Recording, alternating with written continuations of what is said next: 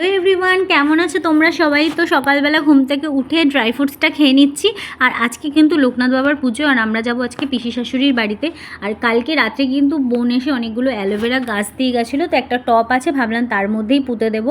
তো তারপরে ঘরে এসে বিছানাটা গুছিয়ে নিলাম। আর আজকে একটা হেয়ার মাস্ক লাগাবো, কারণ আমার প্রচণ্ড চুল ড্রাই হয়ে গেছে। আর আমি তোমাদের ব্যাঙের ছাতা দেখাচ্ছিলাম।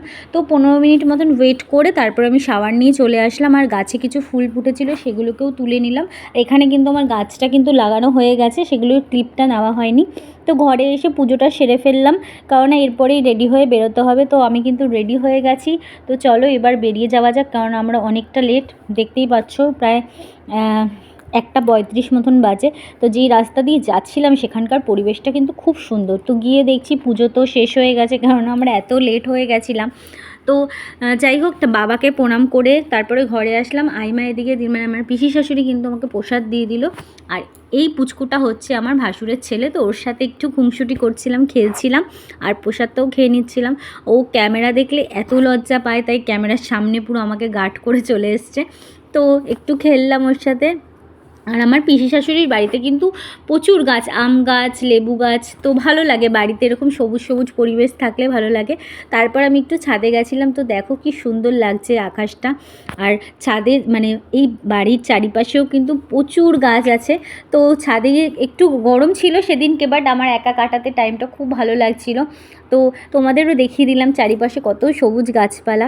তো একটু ভিডিও করে নিলাম, আমি কয়েকটা রিলসও বানিয়েছিলাম। তারপরে উপর থেকে নিচে এসে বসলাম হচ্ছে ভোগ খেতে। সবাই মিলে বসেছিলাম। এখানে খিচুড়ি, 5 রকম ভাজা, 2 রকম তরকারি ছিল। প্রত্যেকটা রান্না খুবই মানে ভালো হয়েছিল খেতে। ভোগ বলে কথা, তারও তো কোনো তুলনা হয় না। এখানে হাজব্যান্ড প্রচণ্ড ব্যস্ত, খেতে খেতে ফোনে কথা বলছে। তো আমরা সবাই বসে বসে একটু গল্প করলাম, খেলাম।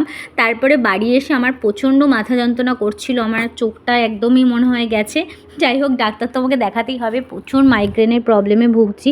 তারপর আমার বাড়ি থেকে আর আমার পিসির বাড়ি থেকেও প্রসাদ পাঠানো হয়েছিল, যেহেতু পিসির বাড়িতেও পুজো ছিল, ওর মাও ছোটো করে পুজো করেছিল। তো 1:15 বাজে ঘড়িতে দেখছো, তখন আমি রাত্রের ডিনারটা করছি, কেননা মাথা ব্যথায় কিচ্ছু ভালো লাগছিল না খেতে।